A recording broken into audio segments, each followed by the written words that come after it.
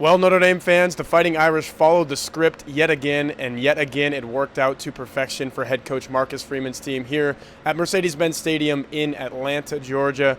Final from this one is Fighting Irish 31, Georgia Tech Yellow Jackets 13, and it was just as much of a blowout, even more so than that scoreline would suggest. However, the script that I'm alluding to is Notre Dame falling behind in the first quarter as they had in the 3 previous games. So that makes 4 games in a row in which Notre Dame's opponent gets on the scoreboard first, but then just like in the rest of all of those games, the Fighting Irish fight back and just kind of take it to their opponent, and that's what happened here today. It's 7-0 Georgia Tech at the end of the first quarter. From there, Notre Dame scored 31 points in a row. Georgia Tech added a garbage time touchdown late in the game with 23 seconds left to make that scoreline a little bit more respectable.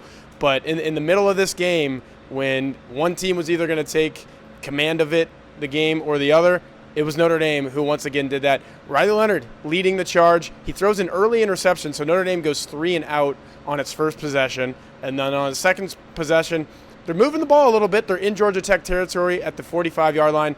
Leonard overthrows Bo Collins into the end zone. It's picked off. He admitted after the game, Leonard did, that it was just a bad read, a bad throw. And at that point, you're starting to think, okay, is Notre Dame actually going to do the thing where it's able to come back and take command of this game? Eventually, yes, because like I said, Leonard kind of kicked it into gear. He completed 12 passes in a row at one point. I've got the stat sheet here so I can share what his final line was. 20 of 29 for 203 yards. He didn't throw any touchdown passes. He had that one interception, but he did run in 2 touchdowns. That's just what he does at this point. Those were his 9th and 10th rushing scores of the season. He's the 3rd quarterback in Notre Dame history to reach double-digit rushing touchdowns in a single season. And guess what? He's only played 7 games. He's got at least 5 more to go to add to that total. And if anything that we've seen is any indication of what he's going to do in those 5 games, yeah, he's going to score more rushing touchdowns. And Jeremiah Love, by the way, also going to score more rushing touchdowns. He officially has a touchdown in every game this season. Coming into the week, he was one of 13 players in the FBS who could say that. That number probably by the end of this week gets smaller. Jeremiah Love still on that list. Not his most efficient day on the ground. I've got the stats here. 14 rushes for 41 yards. He was very involved in the passing game. I thought that was a big thing for Notre Dame today, to get him involved in the passing game. He catches all 3 of his targets for 57 yards, along of 25 yards. When he gets the ball in his hands, he's just a different player. He's a special playmaker. That was very well evidenced by Notre Dame's, we got to talk some special teams now here, fake punt on which the ball ends up in 3 different Notre Dame players' hands. Davis Sherwood takes he's on the block team for the punt. He takes a direct snap, flips it to Jaden Harrison, who then hands it to Jeremiah Love, who's off to the races and gets the line to game. I think he gained about 14, 15 yards. Very, very aggressive Notre Dame was on special teams. Bryce Young gets a blocked field goal. Tyler Buckner, fake field goal. We finally saw the fake out where Chris Salerno, the usual holder, wears the same number as Tyler Buckner, number 26. Notre Dame sends out Tyler Buckner. Marcus Freeman said in the post-game press conference that he saw that Georgia Tech very, very aggressive on its field goal block. So Buckner was able to put the hold down, pick it up, kind of spin out and get to the sideline for the line to gain, and he moves the chains there. I believe Notre Dame only gets field goals on both of those fakes, so you didn't turn them into touchdowns if you're Notre Dame. But Marcus Freeman said in his post-game press conference that it was more about possessions and keeping command of the football in the second half when Notre Dame does have a lead, thanks to Riley Leonard, thanks to Jeremiah Love, what the Irish offense was doing. So Georgia Tech can't come back if the offense is not on the football field, and Notre Dame is able to eat up some more clock, put 6 more points on the board as a result of the field goals there. So, I mean, it was just a clean game. If you go back to the other side of the ball, Al Golden's group adjusts as well as any defense in the country. I would say what you see is not always what you get from start to finish in a football game when Al Golden is coordinating it, because look what happened. Georgia Tech moves the ball and looks like it's going to be able to find something all day on its touchdown drive. I think they went 71 yards in about a dozen plays, something to that effect. And you're thinking, oh my gosh, is this what it's going to be like here at Mercedes-Benz Stadium? Not the case at all. Al Golden dials it up. Leonard Moore making his 2nd career start for Notre Dame. He said in his post-game media availability that he's just a true freshman, obviously, but the things that Al Golden is able to do and just dialing up a defense, adjusting what an offense does, finding the right things, finding the right calls, schemes, whatever it may be, very impressive. Couple interceptions in this game. Adon Schuler kind of had the exclamation point, if you will, with the pick six late in the ball game that just preceded Georgia Tech's second touchdown. So it was a 31-7 ball game at one point. It looked like it would finish that way. But again, Georgia Tech did get into the end zone late. Xavier Watts, it's what he does as the policeman of the back end of the defense. He's just a ball hawk. He finds the football, gets his third interception of the season, 10th of his career. He's having another All-American type of season. Very, very impressive. And when you lose Benjamin Morrison, which is the reason Leonard Moore is starting these football games now, and he's going to be a starter for the rest of the season for Notre Dame, it's great to have a guy like Xavier Watts to fall back on. It's just not a lot of defenses have these All-American types. Notre Dame had them littered throughout the defense. When you think of Benjamin Morrison, you also think of Xavier Watts, obviously. Jordan Clark playing at a very high level. I thought he had another good football game. He could have had a pick six. He dropped a pick.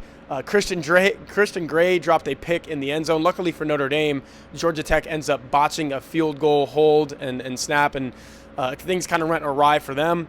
Could have made it a 21-10 ball game at halftime. Instead, it remains 21-7. You're feeling really good if you're Notre Dame about the way the second quarter went, sitting there with the 14-point lead at halftime.